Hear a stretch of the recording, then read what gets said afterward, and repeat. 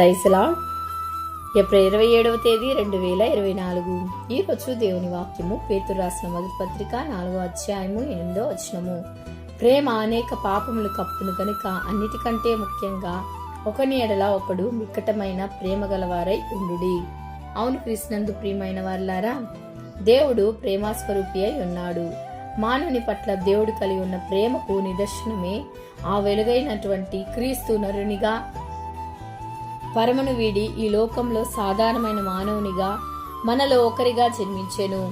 ఆయన దేవుని స్వరూపం కలిగిన వారై ఉన్నప్పటికీ దేవునితో సమానంగా ఉండుట విడిచిపెట్టకూడని భాగ్యమని ఎంచుకొనలేదు. కానీ మనుషుల పోలికగా పుట్టి దాసుడి స్వరూపం ధరించుకొని తన్ను తానే రుక్తునిగా చేసుకొనెను.